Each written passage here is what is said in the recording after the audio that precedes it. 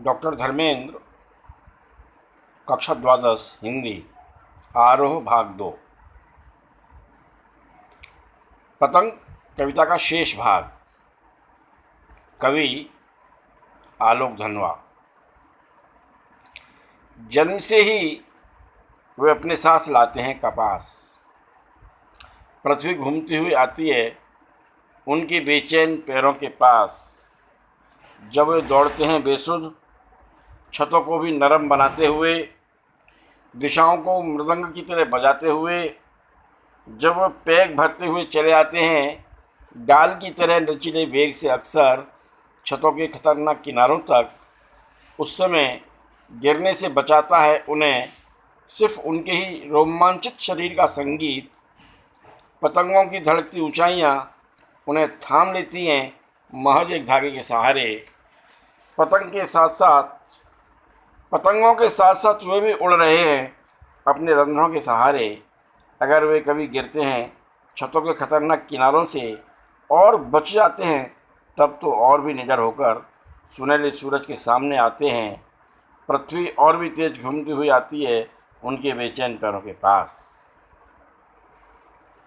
इस कविता में कवि कहना चाहते हैं कि ऐसा लग रहा है मानो बच्चे जन्म से ही कपास लेकर के पैदा हुए। उनके शरीर में कपास है। जैसे कपास कोमल होता है, कपास लचीला होता है, कपास मुलायम होता है, उसको चोट और खरोच जैसे नहीं लगती, वैसे ही इन छोटे छोटे बच्चों को गिरने पर चोटें नहीं लगती, खरोच नहीं लगती, बहुत कम लगती हैं। उनके शरीर ऐसी छोटी मोटी चोटों को सहन करने में सक्षम होते हैं। वे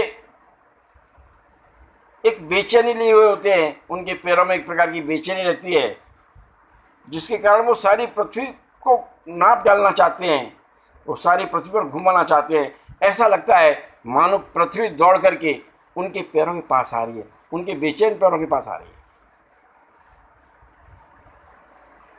वो एक ऐसी मस्ती में होते हैं, एक ऐसी बेहोशी उन्हें होती है कि उन्हें गर्मी, धूप, ताप, कठोरता, इन सब का कोई एहसास नहीं होता। वे कठोर छतों को भी पर भी ऐसे चलते हैं जैसे वो मुलायम हों। उनके कोमल कोमल चरण, उनके कोमल कोमल पैर उन छतों पर दौड़ते हैं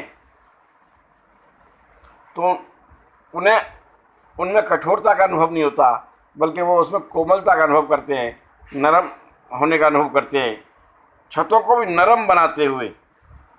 जब वे दौड़ते हैं बेसुध होकर के दौड़ते हैं, बेहोशी में दौड़ते हैं, मदमस्ती में दौड़ते हैं। जब मस्त होकर के वो दौड़ लगाते हैं तो कठोर छतें भी, धूप से चिलचिलाती धूप से जलने वाली छतें भी उन्हें गर्म नहीं लगती, उन्हें कठोर नहीं लगती, उन्हें कोमल लगती हैं। और जब वो प्रसन्नता के साथ दौड़ने से जो आवाज़ होती है, उनकी जो किलकारी गूंजती है, तो ऐसा लगता है मानो वो मृदंग बजा रहे हैं।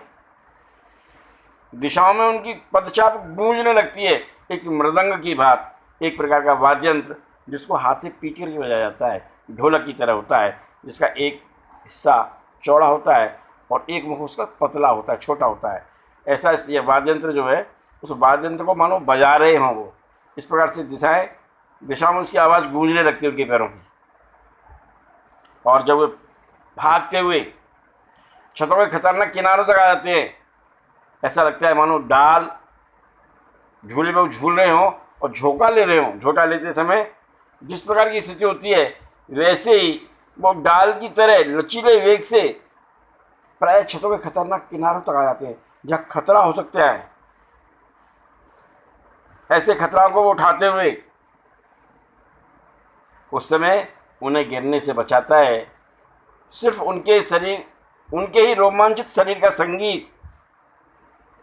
उनका जो शरीर है, शरीर की जो मस्त लय है, उस मस्त लय के कारण वह गिरने से बच जाते हैं।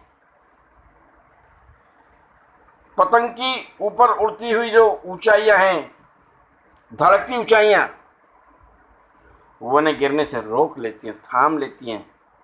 मानो पतंग इन अपनी डोर के सहारे इन बच्चों को थामे हुई हो।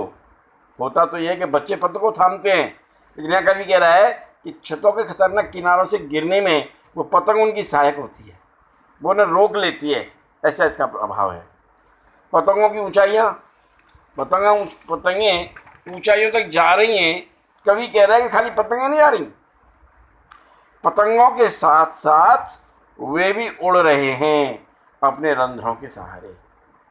जो उनके पास रोए हैं, जो संगीत है, उस संगीत से के साथ साथ पतंग के साथ वो भी ऊंचाइयों पर जा रहे हैं।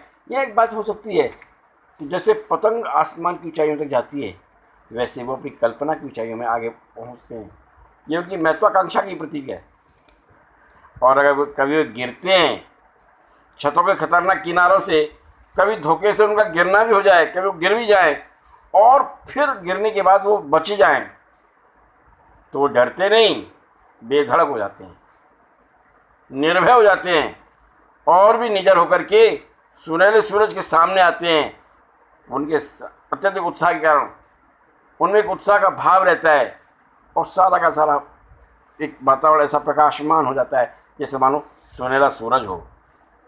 और उनके पैरों की बेचैनी और बढ़ जाती है और वो जल्दी से पूरी पृथ्वी को नाप लेना चाहते हो, मानो पूरी पृथ्वी को अपने बस में कर लेना चाहते हो, ऐसा एक भाव। इसमें कवि ने हल्का सा संकेत किया है कि जो बालमन है वो पतंग की तरह रंग बिरंगा होता है, कपास की तरह कोमल होता है, लचीला होता है, मुलायम होता है।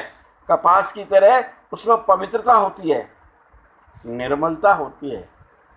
पतंगों की तरह वो हल्के होते हैं, पतंगों की तरह वो ऊंचाइयों तक पहुंचना चाहते हैं और वो सारी दिशाओं में अपनी गूंज देना चाहते हैं, पूरी पृथ्वी को नाप लेना चाहते हैं। मानो पूरी पृथ्वी पर घूम करके वो उस पर अपने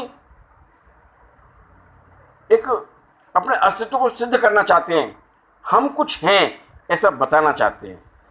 ऐसा इस कवि ने इस पतंग के माध्यम से और हम सबको प्रेरित किया है कि हमें अपनी महत्वाकांक्षाओं ऊंचा ले जाना चाहिए।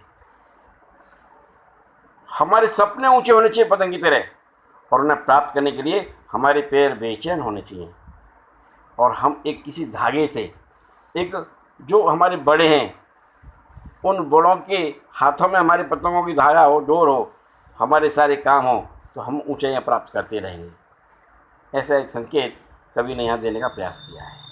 इस पाठ के आधार पर कुछ प्रश्न हम कर सकते थे, जैसे शरद किसे कहा गया है, ऐसा मैंने उस दिन पूछा था आपसे। ऐसे आज पूछ सकते हैं कि बच्चों की तुलना कपास से क्यों की गई है, पतंगों के साथ साथ उड़ने से कवि का क्या आशय है, सुनहरे सूरज से क्या अभिप्राय है, सुनहरे सूरज के सामने आते हैं, इस बात से कवि का क्या अभिप्राय है, क्या आशय है, कवि क्या कहना चाहता है। ऐसे कुछ प्रश्न और इसमें बनाए जा सकते हैं। इस पाठ का सारांश हमारे ध्यान में रहेगा, निश्चित रूप से हम इसको अच्छी तरह समझ पाएंगे। धन्यवाद।